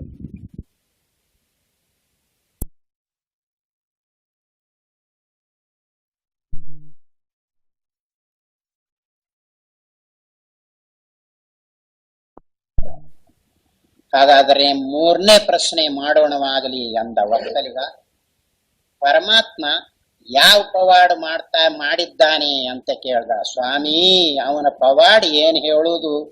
ನನ್ನಂಥ ಹುಂಬ ಒಕ್ಕಲಿಗನನ್ನು ಮ್ಯಾಲೆ ಕೂಡಿಸಿದ್ದಾನೆ, ತಮ್ಮಂಥ ಪಂಡಿತರನ್ನು ನನ್ನ ಕೆಳಗೆ ನಿಲ್ಲಿಸಿದ್ದಾನೆ, ಇಂಥ ಪವಾಡ ಮಾಡಿದ್ದಾನೆ. ಆಯ್ತು, ಸಭೆಯೇ ಎಲ್ಲ ಒಪ್ಪಿಕೊಂಡಿತು. ಆಯ್ತು, ಅವನು ನಾನು ಸೋತಿದ್ದೇನೆ ಅಂತ ಬರ್ಕೊಂಡು ಹೋದ. ಯಾಕೆ ಹೇಳುವುದು ಅಂದರೆ, ಈಗ ನೋಡುವುದಕ್ಕೆ ಮನುಷ್ಯನು ಹೇಗಿದ್ದಾನೆ? ಅವನು ಮುದಕ, ಒಕ್ಕಲಿಗ, ಹುಂಬ ಅಂತ ಕಾಣಿಸ್ತಾ ಇದ್ದಾನೆ. ಅವನಲ್ಲಿರುವ ಜ್ಞಾನ ಹೇಗೈತಿ? ಸಣ್ಣದಿದೆಯಾ? ಎಲ್ಲ. ಅದರಂತೆಯೇ ಇಲ್ಲಿ ಈಗ ಭೌತಿಕವಾದಿಗಳು ಪ್ರಶ್ನೆ ಹಾಕಿದ್ದಾರಲ್ಲ, ಇದನ್ನು ನೋಡಿದರೆ ಮನುಷ್ಯನಿಗೆ ಪರಮಾರ್ಥವನ್ನು ಕಂಡುಕೊಳ್ಳುವ ಯೋಗ್ಯತೆ ಇದೆಯೇ ಅಂತ ಕೇಳಿರುವುದು. ಯಾಕೆ? ಈ ಪ್ರಪಂಚಕ್ಕೆ, ಅಖಂಡವಾದ ಆಕಾಶಕ್ಕೆ ಹೋಲಿಸಿದರೆ ಮನುಷ್ಯ ಒಂದು ಅಣುವಿನಲ್ಲಿ ಸಾವಿರಾರು ಭಾಗ ಮಾಡಿದರೂ ಸಹಿತ ಅದಕ್ಕೆ ಸಮಾನ ಆಗುತ್ತಾನೆಯೋ ಇಲ್ಲವೋ ಹಾಗೆ ತೋರ್ತಾ ಇದ್ದಾನೆ. ಇರ್ಲಿ, ಆದರೆ ಅವನಲ್ಲಿ ಇದ್ದುಕೊಂಡಿರುವ ಜ್ಞಾನ ಅದು ಕಡಿಮೆಯಾಗಿದೆಯೇ? ಇದು ಬೇಕಾಗಿದೆ. ಅದಕ್ಕೇನೆ ಇಲ್ಲಿ ಉತ್ತರವನ್ನು ಹೇಳ್ತಾ ಇದ್ದಾರೆ.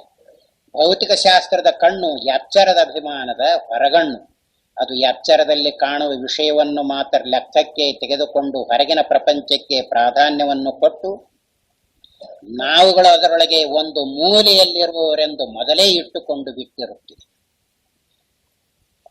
ಈ ಭೌತಿಕ ದೃಷ್ಟಿಯಿಂದ ನೋಡುವಾಗ, ಭೌತಿಕ ದೃಷ್ಟಿ ಅಂತ ಹೇಳುವಾಗ ಈ ಮನಸ್ಸು ಬುದ್ಧಿಗೆ ಏನ್ ಅನಿಸಿರ್ತೈತಿ ನೋಡು, ಇದನ್ನೆಲ್ಲ ಇಟ್ಟುಕೊಂಡಿರ್ತಾರೆ. ಅವ್ರು ಹೀಗೆ ನೋಡುವಾಗ ಮನುಷ್ಯ ಅಂದ್ರೆ ಏಟ್ ಕಾಣಿಸ್ತಾನೋ? ಎಲ್ಲಿಯೋ ಯಾವುದೋ ಒಂದು ಮೂಲೆಯಲ್ಲಿ, ಮೂಲೆ ಅನ್ನೋದು ಸಹಿತ ದೊಡ್ಡದೇ. ಅಖಂಡವಾದ ಆಕಾಶಕ್ಕೆ ಹೋಲಿಸಿದ್ರೆ ಈ ಮನುಷ್ಯ ಏಟಿರ್ತಾನೆ ಹೀಗೆ. ಆದ್ದರಿಂದಲೇ ಹೀಗೆ ನೋಡಿದಾಗ ಬಹಳ ಕಡಿಮೆ ತರಗತಿಯವನು ಅಂತ ಅನಿಸ್ತಾ ಇದೆ. ಇದರಲ್ಲಿ ಲೆಕ್ಕವಿಲ್ಲದಷ್ಟು ತಾರೆಗಳು, ಗ್ರಹಗಳು, ಧೂಮಕೇತುಗಳು ಇರುವೆಂಬುದು ನಿಜ. ಆದರೆ ಈ ಸೂರ್ಯಚಂದ್ರ ನಕ್ಷತ್ರಾದಿಗಳಿಂದ ಕೂಡಿರುವ ಪ್ರಪಂಚವೆಂಬುದು ಮನುಷ್ಯನ ಜ್ಞಾನದಲ್ಲಿ ಮಾರು ಹೊಳೆದಿರುವ ವಿಷಯವಲ್ಲದೆ ಮತ್ತೇನು? ಈಗ ಇಷ್ಟೆಲ್ಲ ದೊಡ್ಡದೈತಿ ಅಂತ ನೀವು ಹೇಳ್ತಿರಲ್ಲ, ಅಖಂಡವಾದ ಆಕಾಶ, ಪ್ರಪಂಚ, ಅದು ಇದು ಅಂತ ಹೇಳಿದಿರಲ್ಲ, ಯಾವುದರಿಂದ ಇದನ್ನು ಕಂಡುಕೊಂಡಿರಿ? ನೀವು ಮನುಷ್ಯರು ಹೌದಾ ಅಲ್ವಾ? ಹೌದು. ಹಾಗಾದರೆ ಯಾವುದರಿಂದ ಗೊತ್ತಾಗಿದೆ? ಜ್ಞಾನ ಅಂತ ಅನಿವಾರ್ಯ ರೂಪದಿಂದಲಾದರೂ ಹೇಳ್ತೇವೆ. ಯಾಕೆ? ಜ್ಞಾನ ಬಿಟ್ಟು ವಿಷಯ ಐತಿ ಅಂತ ಯಾಕೆ ತಿಳ್ಕೊಳ್ತಾ ಇದ್ದೀರಿ? ಮಿಸುಗುವುದಕ್ಕೆ ಬರುತ್ತಿದೆಯೇ? ಎಲ್ಲ. ಹಾಗಾದ್ರೆ ಇದು ದೊಡ್ಡದು ಅಂತ ತಿಳಿಸಿರುವುದು ಯಾವುದು? ಜ್ಞಾನ. ಆ ಜ್ಞಾನ ಈಗ ನೋಡುವುದಕ್ಕೆ ಮನುಷ್ಯನ ಒಳಗೆ ಎಲ್ಲೋ ಒಂದು ಮೂಲೆಯಲ್ಲಿ ಐತಿ ಅಂತ ಅನಿಸಿರಬಹುದು. ಆದರೆ ಆ ಜ್ಞಾನಕ್ಕೆ ಅಳತೆ ಇದೆಯೇ? ಅದಕ್ಕೇನೆ ಇದು ಹೇಗೈತಿ ಅಂದ್ರೆ, ಆಕಾಶದಲ್ಲಿ ಗಡಿಗೆ ಐತ, ಗಡಿಗೆ ಒಳಗ ಆಕಾಶ ಐತೋ ಅಂತ ಕೇಳುವಂತೆ ಇದ್ದುಕೊಂಡಿದೆ. ಪ್ರತಿಯೊಂದು ವಿಷಯವು ಗೊತ್ತಾಗಬೇಕಾದರೆ ಏನು ಬೇಕು? ಏನು ಜ್ಞಾನ ಇಲ್ಲದ ಯಾರಿಗ್ ಗೊತ್ತಾಗುತ್ತಿದೆ? ಇವನೇನ್ ತಿಳ್ಕೊಂಡನ ಅಂದ್ರೆ, ಜ್ಞಾನ ಅಂದ್ರೆ ಶರೀರ ಬಂದ ನಂತರ, ಶರೀರ ಹುಟ್ಟಿದ ನಂತರ ಜ್ಞಾನ ಬಂದೈತಿ ಅಂತ ಹೀಗೆ ತಿಳ್ಕೊಂಡಿರೋದು. ಗಡಿಗೆ ಒಳಗ ಆಕಾಶ ಐತಿ ಅಂತ ತಿಳ್ಕೊಂಡಿದ್ದಾರಲ್ಲ, ಹಾಗೆ ಸ್ವಲ್ಪ ಸಮಾಧಾನದಿಂದ ವಿಮರ್ಶನೆ ಮಾಡಿ ನೋಡಿದರೆ ಯಾವುದಾದರೂ ಐತಿ ಅನ್ನಬೇಕಾದ್ರೆ ಏನ್ ಬೇಕು? ಜ್ಞಾನ. ಯಾವುದಾದರೂ ಇಲ್ಲ ಅಂತ ಗೊತ್ತಾಗ್ಬೇಕಾದ್ರೆ ಏನ್ ಬೇಕು? ಜ್ಞಾನ. ಐತಿ ಇಲ್ಲ ಎರಡನ್ನು ಅಳತಿ ಮಾಡುವುದು ಜ್ಞಾನ. ಹೀಗಿರುವಾಗ ಅದು ಎಲ್ಲಿಯೋ ಒಂದು ಮೂಲೆಯಲ್ಲಿ ಐತಿ ಅಂದ್ರೆ ಏನರ್ಥ?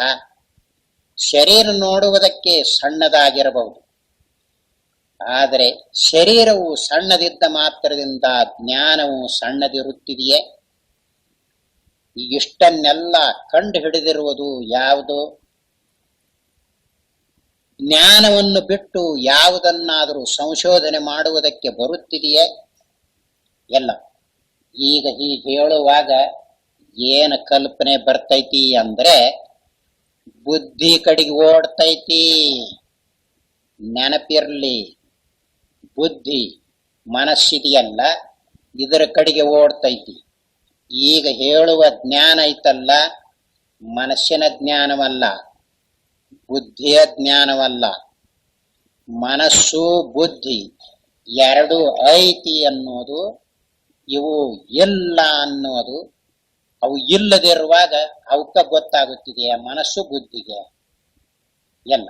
ಹಾಗಾದ್ರೆ ಇವು ಅದಾವು, ಇವು ಇಲ್ಲ ಅಂತ ತಿಳಿಯಬೇಕಾದ್ರೆ ಯಾವುದು ಬೇಕು? ಅರಿವೇ ಬೇಕು. ಅರಿವು ಅನ್ನುವಾಗ ಲೋಕದಲ್ಲಿ ಬಳಸ್ತಾ ಇದ್ದಾರಲ್ಲ, ಅದಲ್ಲ, ಜ್ಞಾನವೇ ಬೇಕು. ಜ್ಞಾನ ಅನ್ನುವಾಗ ಮನಸ್ಸಿಗೆ ಸೇರ್ಕೊಂಡು ಬುದ್ಧಿಗೆ ಸೇರ್ಕೊಂಡು ಇರ್ತೈತಲ್ಲ, ಅದಲ್ಲ. ಅದನ್ನೇ ಮುಂದೆ ಅವಸ್ಥಾತ್ರಯದಿಂದ ಏನು ನಿರ್ಣಯವಾಗುತ್ತಿದೆ ಅನ್ನುವ ಪ್ರಸಂಗದಲ್ಲಿ ಆ ಜ್ಞಾನವು ಯಾವುದು ಅಂತ ತೋರಿಸ್ತಾ ಇದ್ದಾರೆ. ಈಗ ಸದ್ಯಕ್ಕೆ ವ್ಯವಹಾರ ಮಾಡಬೇಕಾದ್ರೆ, ಏನಾದರೂ ಐತಿ ಅನ್ನಬೇಕಾದ್ರೆ, ಇಲ್ಲ ಅನ್ನಬೇಕಾದ್ರೆ ಜ್ಞಾನವು ಬೇಕೋ ಬ್ಯಾಡವೋ? ಅಷ್ಟೇ ಅಲ್ಲ, ನಾನು ಅದೇನಿ ಅಂತ ನಿಮಗೆ ಗೊತ್ತಾಗಬೇಕಾದ್ರೆ ಜ್ಞಾನ ಇಲ್ಲದ ಗೊತ್ತಾಗುತ್ತಿದೆಯೇ? ಹೀಗಿರುವಾಗ ಜ್ಞಾನಕ್ಕೆ ಹೊಂದಿಕೊಂಡೇ ಎಲ್ಲವೂ ತೋರಿ ಬರಬೇಕು. ಅದನ್ನೇ ಇಲ್ಲಿ ತಿಳಿಸಿಕೊಡ್ತಾ ಇದ್ದಾರೆ. ಅವು ವಿಚಾರ ಮಾಡದೆ ಇರುವಾಗ ಗೊತ್ತಾಗುವುದಿಲ್ಲ. ಅವರು ಕೇಳಿದ ಪ್ರಶ್ನೆಗೆ ಏನನಿಸ್ತೈತಿ ಅಂದ್ರೆ, ಹೌದಪ್ಪ, ಆಕಾಶ ಅಂದ್ರೆ ಅದಕ್ಕೆ ಅಳತೆ ಐತೇನೋ? ಅಳತಿಲ್ಲ. ಮತ್ತ ಅದರಲ್ಲಿ ಒಂದು ಸೂರ್ಯಮಂಡಲ ಅಂದ್ರೆ ಒಂದು ರೊಟ್ಟಿ ಅಷ್ಟಗಲ ಕಾಣಿಸ್ತೈತಲ್ಲ. ಅಖಂಡವಾದ ಆಕಾಶಿಯಷ್ಟು ಸೂರ್ಯಮಂಡಲ ಎಷ್ಟು, ಅದರಿಂದ ಸಿಡಿದು ಬಿದ್ದಿರುವುದು ಒಂದಣು ಪೃಥ್ವಿ. ಅದರಲ್ಲಿ ಹುಟ್ಟಿರುವ ಪ್ರಾಣಿಗಳ ಪೈಕಿ ಯಾವನೂ ಒಬ್ಬ ಮನುಷ್ಯ. ಇವನು ಮೂರು ಅವಸ್ಥೆಗಳನ್ನು ವಿಚಾರ ಮಾಡಿದರೆ ತತ್ವ ಗೊತ್ತಾಗುತ್ತಿದೆ ಅಂತ ಹೇಳ್ತಾನೆ. ಎಂದಾದ್ರೂ ಉಂಟೇನೋ ಅಂತ ಈಗ ಅನಿಸ್ತೈತೆ. ಈಗ ಕೇಳಿದಾಗ ಹೌದು ಅಂತ ಅತ್ತಾಗ ಪ್ರಶ್ನೆ ಮಾಡುವವರ ಕಡೆಗೆ, ಆಕ್ಷೇಪಣೆ ಮಾಡಿದ್ದಾರಲ್ಲ ಅವ್ರ ಕಡೆಗೆ ಆಗುವಂಗ ಆಗತ್ತ ನಮಗ. ಆ ನಂತರ ಉತ್ತರ ಹೇಳುವಾಗ ಮತ್ ಇವ್ರ ಕಡೆಗೆ ಬರುವಂಗಾಗತ್ತ. ಯಾಕೆ? ಅಖಂಡವಾದ ಆಕಾಶ ಐತಿ ಅಂತ ಅಳತೆ ಮಾಡಿದ್ದ ಯಾವುದದು? ಸರಿಯಾಗಿ ನೋಡಿಕೊಳ್ಳದೆ ಇರುವಾಗ ಹೌದು ಅಂತ ಆ ಕಡೆಗೆ ಜಗ್ತೈತಿ. ಈಗ ನಿಮ್ಮ ಅನುಭವವನ್ನು ನೋಡಬೇಕು. ನಿಮ್ಮ ಅನುಭವದಲ್ಲಿ ಇರುವುದನ್ನು ನೋಡಿ ನಿರ್ಣಯ ಮಾಡಿಕೊಳ್ಳಬೇಕು. ಏನು ನಿರ್ಣಯ? ನಿಮಗೆ ಎಚ್ಚರದ ಅವಸ್ಥೆ ಬಂದಿಲ್ಲ, ಪಂಚಮಹಾಭೂತಗಳು ಇವೆ ಅಂತ ಹೇಳಿ ಪೃಥ್ವಿ, ಜಲ, ಅಗ್ನಿ, ವಾಯು, ಆಕಾಶ, 14 ಲೋಕ ಈಗ ಹೇಳ್ತಾ ಇದೆಯಲ್ಲ, ಎಚ್ಚರದ ಅವಸ್ಥೆ ಬಂದಿಲ್ಲ. ಇವು ಅದಾವಂತ ಹ್ಯಾಕ್ ಗೊತ್ತು? ಹಾಗಾದ್ರೆ ಇವು ಇವೆ ಅಂತ ತಿಳಿಬೇಕಾದ್ರೆ ಏನಿರಬೇಕು? ಎಚ್ಚರ ಇರಬೇಕು.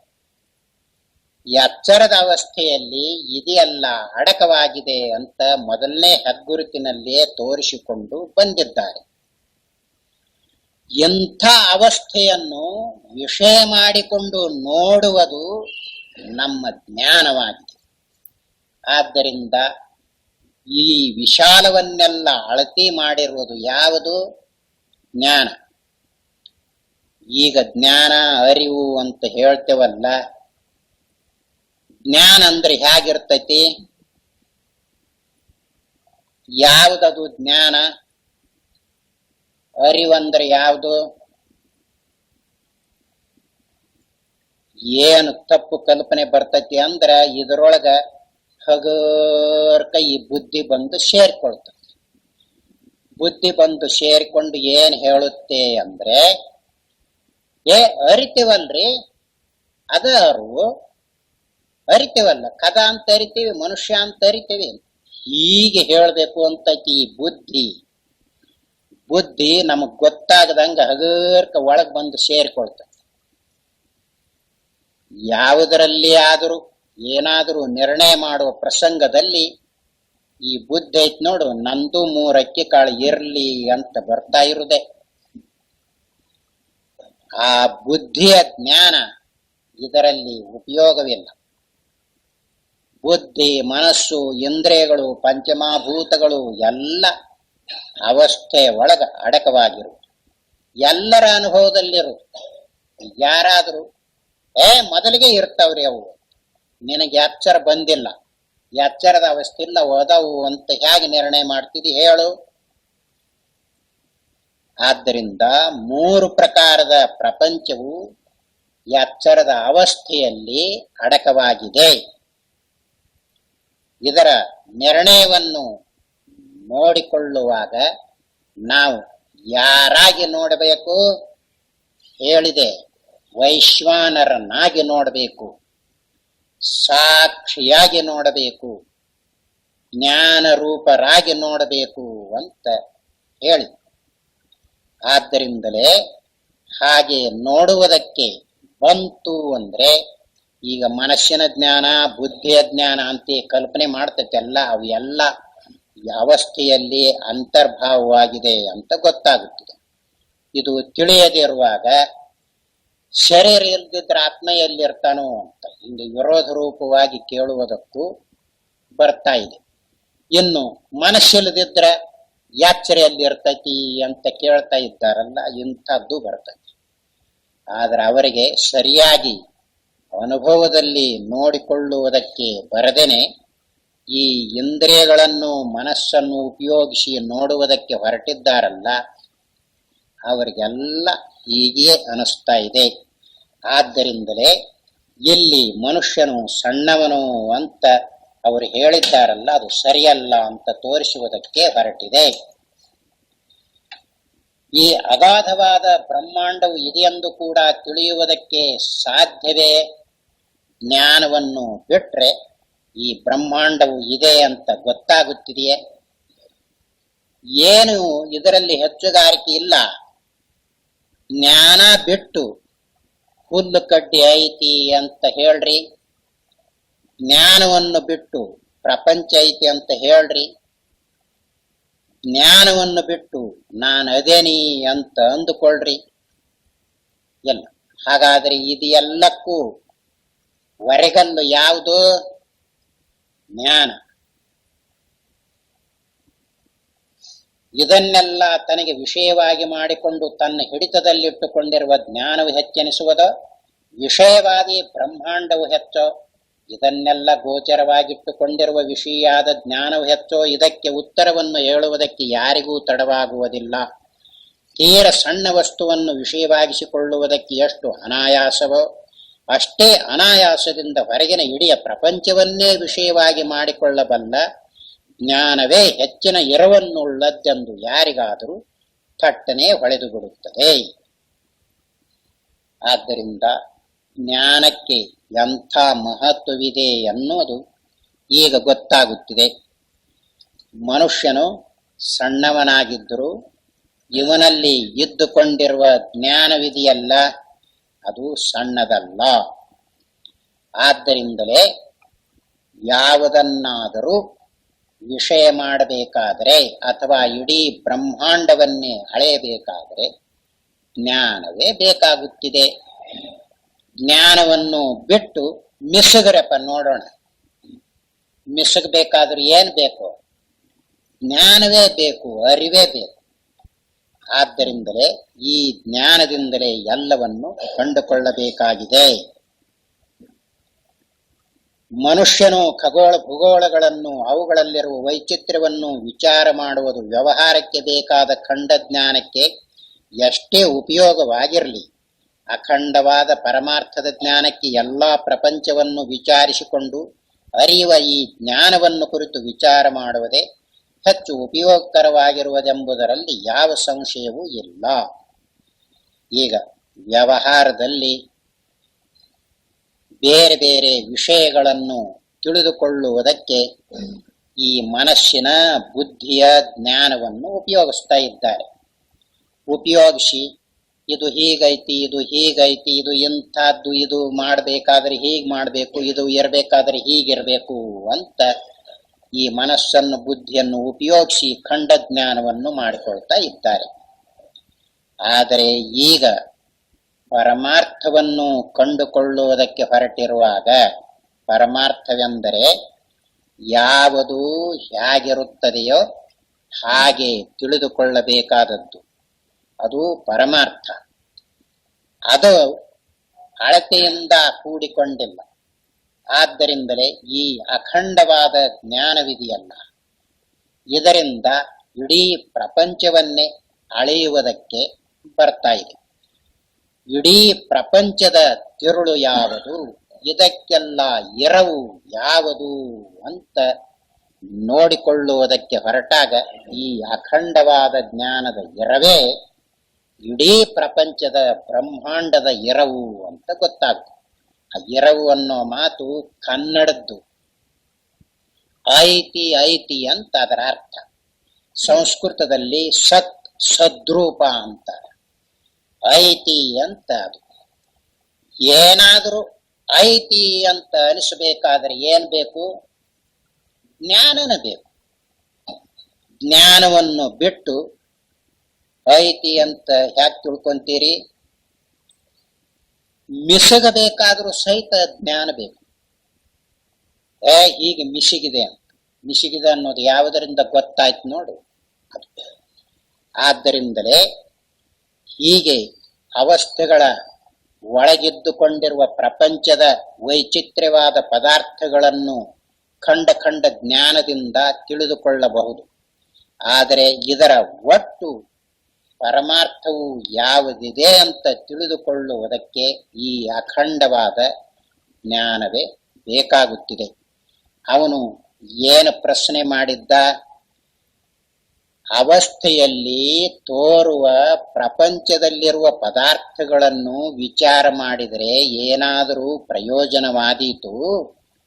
ಅವಸ್ಥೆಗಳನ್ನು ಉಂಡುಂಡೆಯಾಗಿ ವಿಚಾರ ಮಾಡಿದರೆ ಯಾವ ಪ್ರಯೋಜನವಾಗುತ್ತಿದೆ ಅಂತ ಕೇಳಿದ್ದ. ಅದಕ್ಕೆ ಈಗ ಉತ್ತರವನ್ನು ಹೇಳಿದ್ರು. ಅವನು ಕೇಳುವಾಗ ಮನುಷ್ಯ ಅಂದ್ರೆ ಏಟು, ಇವನಿಗೆ ಇಡೀ ಪ್ರಪಂಚದ ತಿರುಳಾಗಿರುವ ಪರಮಾರ್ಥವನ್ನು ಕಂಡುಕೊಳ್ಳುವುದಕ್ಕೆ ಸಾಧ್ಯವಾದೀತೆ ಅಂತ ಕೇಳಿದ್ದ. ಅದಕ್ಕನ ಮನುಷ್ಯ ಅಂದ್ರೆ ಸಣ್ಣವನಿರಬಹುದು ನೋಡುವುದಕ್ಕೆ, ಆದರೆ ಮನುಷ್ಯನಲ್ಲಿ ಅಡಕವಾಗಿದ್ದುಕೊಂಡಿರುವ ಗುಪ್ತವಾಗಿದ್ದುಕೊಂಡಿರುವ ಜ್ಞಾನವಿದೆಯಲ್ಲ, ಅದು ಸಣ್ಣದಿದೆಯೇ? ಸಣ್ಣದು ಅಂದ್ರೆ ಜನರಿಗೆ ಕಲ್ಪನೆ ಒಂದಣು ಒಂದೀಟ ಹೀಗೆ ಅನಿಸ್ತೈತಿ. ಅದು ಸೂಕ್ಷ್ಮ ರೂಪವಾಗಿದೆ, ವ್ಯಾಪಕ ರೂಪವಾಗಿದೆ. ಆದ್ದರಿಂದಲೇ ಅದರಷ್ಟು ದೊಡ್ಡದು ಇನ್ಯಾವುದು ಇಲ್ಲ, ಮುಂದೆ ತೋರಿಸಿಕೊಡ್ತಾ ಇದ್ದಾರೆ. ಆದ್ದರಿಂದ ಜ್ಞಾನ ಇದನ್ನೆಲ್ಲ ಅಳೆಯುತ್ತಿದೆ. ಅಷ್ಟೇ ಅಲ್ಲ, ಇದು ಐತಿ ಅನ್ನೋದು ಇಲ್ಲ ಅನ್ನೋದು ಗೊತ್ತಾಗಬೇಕಾದ್ರೆ ಅದೇ ಬೇಕು. ಆವಾಗ ಹೀಗೆ ನೋಡುವಾಗ ತಿಳಿಯುವಾಗ ನಾವು ಯಾರಾಗಿರ್ತೇವೆ? ನಾವ್ಯಾರಾಗಿರ್ತೇವೆ? ಮಾರಿ ಮಸಡಿ ಮಾಡ್ಕೊಂಡದೇವಲ್ಲ ಈಗ ಹಿಂಗ ಹೀಗಿರ್ತೇವ. ವಿಷಯದಲ್ಲಿಯೇ ಈ ಶರೀರ ಇಂದ್ರಿಯಗಳು ಎಲ್ಲ ಅಂತರ್ಭಾವವಾಗಿದೆ. ಅದನ್ನು ಸರಿಯಾಗಿ ನೋಡಿಕೊಳ್ಳದೆ ಇರುವಾಗ ಹೀಗನಿಸ್ತಾ ಇದೆ. ಅದಕ್ಕೆ ಶರೀರೇಂದ್ರಿಯಾದಿಗಳು ಬೇಕಾಗಿಲ್ಲ. ಆದ್ದರಿಂದಲೇ ಶಾಸ್ತ್ರದಲ್ಲಿ ನೇರಾಗಿ ನೋಡುತ್ತಿದೆ, ನೇರಾಗಿ ಅರಿಯುತ್ತಿದೆ ಅಂತ ಹೇಳಿರುವುದು. ಈಗ ಇಂದ್ರಿಯ ಕರಣಾದಿಗಳನ್ನು ಉಪಯೋಗಿಸಿ ಅರಿತು ತಿಳಿದು ಅಭ್ಯಾಸವಾಗಿರುವುದರಿಂದ ನೇರಾಗಿ ನೋಡುದು ಅಂದ ಕೂಡ್ಲಿನ ನೇರಾಗಿ ಹೇಗೆ ನೋಡಕ್ ಬರ್ತೈತಿ ಅಂತ ಅನಿಸ್ತೈತಿ. ನೇರಾಗಿ ಹೇಗೆ ನೋಡಕ್ ಬರ್ತೈತಿ ಅಂತ ಅಂಥದ್ದು ಒಂದು ಅವಸ್ಥೆಯೂ ಐತಿ ನಮಗ. ಈಗ ಮಂದಿ ಕೇಳಕ್ ಹೋಗ್ಬ್ಯಾಡ್ರಿ, ಅಕ್ಕಪಕ್ಕದವರನ್ನು ಕೇಳಬ್ಯಾಡ್ರಿ, ನೀವೇ ಅನುಭವ ಮಾಡೋದು ನಿಮಗ ಗೊತ್ತಾಗಿದೆ. ಪ್ರತಿಯೊಬ್ಬರಿಗೂ ನಿದ್ರೆಯ ಅನುಭವ ಇದೆಯಲ್ಲ, ಯಾವ ಕರ್ಣಗಳಿಂದ ಅದನ್ನು ನೋಡ್ತೀರಿ? ಇಂದ್ರಿಯಗಳನ್ನು ಉಪಯೋಗಿಸಿದ್ದೀರಾ? ಮನೋಬುದ್ಧಿಗಳನ್ನು ಉಪಯೋಗಿಸಿದ್ದೀರಾ? ಎಲ್ಲ. ಹಾಗಾದರೆ ನಿದ್ರೆಯ ಅನುಭವ ಆಗಿದೆಯೋ ಇಲ್ಲವೋ? ಆಗಿದೆ. ಇಂದ್ರಿಯ ಕರ್ಣಾದಿಗಳನ್ನಿಟ್ಟುಕೊಂಡು ಆಗಿದೆಯೇ? ಇಲ್ಲ. ಹಾಗಾದರೆ ನೇರಾಗಿ ಅನ್ನೋ ಮಾತು ಗೊತ್ತಾಗುತ್ತಿದೆಯೋ ಇಲ್ಲವೋ? ಎಲ್ಲರಿಗೂ ಐತಿ. ಆದರೆ ಅದರ ಕಡೆಗೆ ಲಕ್ಷ್ಯ ಮಾಡಿಕೊಂಡಿಲ್ಲ, ಅದರ ಕಡೆಗೆ ವಿಚಾರ ಮಾಡುವುದಕ್ಕೆ ಹೊರಟಿಲ್ವಲ್ಲ. ಅದಕ್ಕಾಗಿ ಇದು ಹೊಸ ಮಾತನ್ನುವಂಗ ಕಾಣಿಸ್ತೈತಿ. ಅದೇನೋ ಸರ್ವರಿಗೂ ಇದ್ದುಕೊಂಡಿದೆ. ನೀವು ತಿಳಿದರೂ ಐತಿ, ತಿಳಿದಿದ್ರೂ ಐತಿ. ತಿಳಿದವರಿಗೆ ಪ್ರಯೋಜನವಾಗಿದೆ, ತಿಳಿಯದಿರುವವರಿಗೆ ಪ್ರಯೋಜನ ಆಗಿಲ್ಲ. ಅದಕ್ಕಾಗಿ ಈ ಶಾಸ್ತ್ರವಿದೆಯಲ್ಲ, ಅದನ್ನು ತಿಳಿಸುವುದಕ್ಕಾಗಿ ಬಂದಿದೆ. ಈಗ ಇಲ್ಲಿ ಹೇಳಿರುವ ವಿಷಯವನ್ನು, ಈಗ ಅಖಂಡವಾದ ಪರಮಾರ್ಥದ ಜ್ಞಾನಕ್ಕೆ ಎಲ್ಲ ಪ್ರಪಂಚವನ್ನು ವಿಚಾರಿಸಿಕೊಂಡು ಅರಿಯುವ ಜ್ಞಾನವನ್ನು ಯಾವ ಸಂಶಯವೂ ಇಲ್ಲದೆ ಇದನ್ನು ತಿಳಿದುಕೊಳ್ಳುವುದಕ್ಕೆ ಸಾಧ್ಯವಾಗುತ್ತಿದೆ. ಅದಕ್ಕೇನೆ ಇದನ್ನು ವರೆಗಲ್ಲು ಅಂತ ಕರೆದಿದ್ದಾರೆ. ಇಲ್ಲಿ ವರೆಗಲ್ಲು ಅಂದ್ರೆ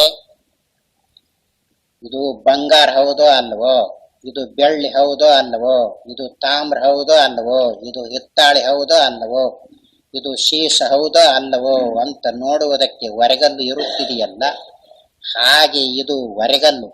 ಏನು? ಸಂಪೂರ್ಣ ವಿಷಯವನ್ನೆಲ್ಲ ತಿಳಿದುಕೊಳ್ಳುವುದಕ್ಕೆ ಈ ಜ್ಞಾನವೇ ಬೇಕು. ಇದು ವರೆಗಲ್ಲು. ಆದ್ದರಿಂದ ಈ ವರೆಗಲ್ಲಿನಿಂದಲೇ ಎಲ್ಲವೂ ಸಿದ್ಧವಾಗಬೇಕಾಗಿದೆ. ಈಗ ಜ್ಞಾನವನ್ನು ಬಿಟ್ಟು ಯಾವುದಾದರೂ ಐತಿ ಅಂತ ಕಲ್ಪಿಸ್ರಿ. ಐತಿ ಅಂತ ಕಲ್ಪಿಸುವಾಗಲೇ ಜ್ಞಾನ ಬೇಡ್ತದೆ. ಅಷ್ಟೇ ಅಲ್ಲ, ಇಲ್ಲ ಅಂತ ಕಲ್ಪಿಸುವಾಗಲೇ ಜ್ಞಾನ ಬೇಡ್ತದೆ. ಆದ್ದರಿಂದ ಐತನ್ನುವುದಕ್ಕೂ ಅದೇ ವರೆಗಲ್ಲು, ಇಲ್ಲ ಅನ್ನೋದಕ್ಕೂ ಅದೇ ವರೆಗಲ್ಲು. ಹೀಗೆ ಆದ್ದರಿಂದಲೇ ಇಂಥ ಜ್ಞಾನವೂ ಇದ್ದುಕೊಂಡಿದೆ. ಮನುಷ್ಯನಿಗೆ ಈ ಜ್ಞಾನದ ಸಹಾಯವು ಇದ್ದುಕೊಂಡಿರುವುದರಿಂದ ಇಡೀ ಪರಮಾರ್ಥವನ್ನೇ ಕಂಡುಕೊಳ್ಳುವುದಕ್ಕೆ ಸಾಧ್ಯವಾಗುತ್ತಿದೆ. ಈ ಪರಮಾರ್ಥವನ್ನು ಕಂಡುಕೊಳ್ಳುವುದಕ್ಕೆ ಹೊರಟಿರುವವನು ಯಾರು? ಮನುಷ್ಯನೇ. ಇನ್ನು ಪ್ರಾಣಿಗಳಿವೆಯಲ್ಲ, ಪಶುಗಳು, ಪಕ್ಷಿಗಳು, ಕ್ರಿಮಿಗಳು, ಕೀಟಗಳು, ಗಿಡಗಂಟಿಗಳು, ಅವುಗಳಿಂದ ಆಗುವಂತಿಲ್ಲ, ಮನುಷ್ಯನಿಂದಲೇ ಸಾಧ್ಯವಾಗುತ್ತಿದೆ. ಅವರು ಮನುಷ್ಯನನ್ನೇ ತೀರಾ ಕೀಳು ಮಾಡಿ ಹೇಳಿದ್ರು ಭೌತಿಕ ವಿಜ್ಞಾನವಾದಿಗಳು. ಈಗ ಮನುಷ್ಯನ ಹೆಚ್ಚುಗಾರಿಕೆಯನ್ನು ಹೇಳಿದೆ. ಇದರಲ್ಲಿ ಮನುಷ್ಯ ಅಂದ್ರೆ ಹೇಗದನೋ, ಇದನ್ನು ಕಂಡು ಹಿಡಿದಿದ್ದಾನೋ ಇಲ್ಲವೋ. ಆದ್ದರಿಂದಲೇ ಇಲ್ಲಿ ಮಹಾತ್ಮರು, ಬ್ರಹ್ಮಜ್ಞಾನಿಗಳು, ಆತ್ಮಜ್ಞಾನಿಗಳು ಅಂತ ಆಗಿ ಹೋಗಿದ್ದಾರೋ ಇಲ್ಲವೋ? ಆಗಿ ಹೋಗಿದ್ದಾರೆ, ಬರೆದಿಟ್ಟಿದ್ದಾರೆ, ಸಂಸ್ಕಾರ ಕೊಟ್ಟು ಬಿಟ್ಟಿದ್ದಾರೆ. ಆದ್ದರಿಂದಲೇ ಅದನ್ನು ನಾವು ಸರಿಯಾಗಿ ಉಪಯೋಗಿಸಿಕೊಂಡ್ರೆ ನಮಗೂ ಉಪಯೋಗವಾಗುತ್ತೆ. ಮತ್ತದರ ಕಡೆಗೆ ಲಕ್ಷ್ಯವಿಲ್ಲದೆ ಹಾಗೆಯೇ ಮನುಷ್ಯರಾಗಿ ಬಂದಿದ್ದೇವೆ, ಉಂಡ ತಿಂದ ಹೊರಟ. ಹೀಗಾಯ್ತು ಅಂದ್ರೆ ಅವನಿಗೆ ಪ್ರಪಂಚ ಬಹಳ ದೊಡ್ಡದು ಅಂದ್ರೆ ಹೌದು, ಆ ಪ್ರಪಂಚದಲ್ಲಿ ಮೊನ್ನೆ ಇಲ್ಲಿ ಹುಟ್ಟೇವಪ್ಪ, ಇನ್ನೆಷ್ಟು ದಿವಸ ಇರ್ತೇವಪ್ಪ ನಾವು, ಇನ್ನೊಂದು ಒಪ್ಪತ್ತು ಇರ್ತೇವೆ ಅಷ್ಟೇ. ಹೀಗೆ ಅನಿಸ್ತಾ ಇದೆ. ಮನುಷ್ಯನಿಗೆ ಇರುವಷ್ಟು ಬೆಲೆ ಈ ಪ್ರಪಂಚದಲ್ಲಿ ಇನ್ಯಾವುದಕ್ಕೂ ಇಲ್ಲ. ಯಾಕೆ ಈ ಮನುಷ್ಯನಿಗೆ ಬೆಲೆ ಐತಿ ನೋಡು. ಪರಮಾರ್ಥವನ್ನು ಕಂಡು ಹಿಡಿಯಬೇಕಾದರೆ ಯಾರು ಕಂಡು ಹಿಡಿಯೋರು? ಮನುಷ್ಯನೇ ಅಲ್ಲವೇ?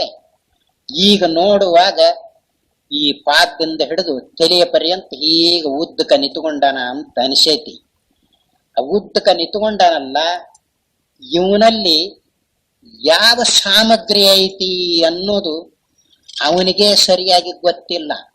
ಮನುಷ್ಯ ಆಗಿ ಬಂದಾನಲ್ಲ, ಇವನಿಗೆ ಸರಿಯಾಗಿ ಗೊತ್ತಿಲ್ಲ ಯಾವ ಸಾಮಗ್ರಿ ಐತಿ ಅಂತ.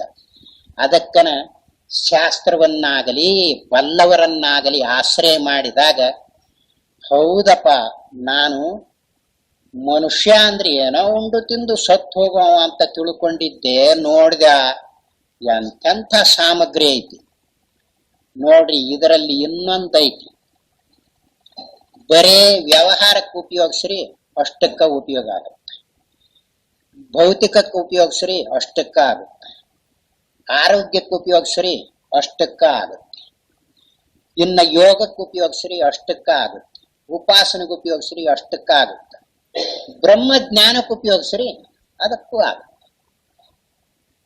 ಈ ಉಪಯೋಗಿಸ್ತವ್ರು ಯಾರು? ಮನುಷ್ಯರೇ. ಇವರು ಮನುಷ್ಯರೇ, ಅವರು ಮನುಷ್ಯರೇ. ಮತ್ತು ಇನ್ನು ಯಾವುದು ಏನು ಇಲ್ದ ಹಾಗೆ ಉಂಡು ತಿಂದು ಹಾನಲ್ಲ, ಅವನು ಮನುಷ್ಯನೇ ಹೀಗಿದ್ದುಕೊಂಡು. ಆದ್ದರಿಂದ ಕಡಿಮೆ ತರಗತಿಯ ದೃಷ್ಟಿಯಲ್ಲಿ ಉಪಯೋಗಿಸಿದರೆ ಅದಕ್ಕೆ ಆಯ್ತು, ಹೆಚ್ಚಿನ ತರಗತಿಯಲ್ಲಿ ಉಪಯೋಗಿಸಿದರೆ ಅದಕ್ಕೆ ಆಯ್ತು. ಆದ್ದರಿಂದಲೇ ಇಡೀ ಪ್ರಪಂಚದ ತತ್ವವನ್ನು ಕಂಡು ಹಿಡಿಯುವುದಕ್ಕೆ ಮನುಷ್ಯನಿಗೆ ಸಾಧ್ಯವಾಗುತ್ತಿದೆಯೋ ಇಲ್ಲವೋ? ಆಗುತ್ತೆ. ಆದ್ದರಿಂದ ಮನುಷ್ಯ ಕೀಳು ಅಂತ ಹೇಳಿರುವ ಮಾತು ಸರಿಯಲ್ಲ. ಸರಿಯಾಗಿ ನೋಡಿದರೆ ಎಂಥ ಉಪಯೋಗ ಐತಿ ಈ ಮನುಷ್ಯ ಶರೀರ. ಆದ್ದರಿಂದಲೇ ಪಕ್ಷಗಳು, ಜಿಜ್ಞಾಸುಗಳು ಸರಿಯಾಗಿ ಇದನ್ನು ಉಪಯೋಗಿಸಿಕೊಂಡ್ರೆ ಪರಮಾರ್ಥವನ್ನೇ ಕಂಡುಕೊಳ್ಳುತ್ತಾರೆ, ಮುಕ್ತರೇ ಆಗುತ್ತಾರೆ ಅಂತ ಹೇಳಿರುವುದು ಶಾಸ್ತ್ರದಲ್ಲಿ. ಓಂ ನಾರಾಯಣ.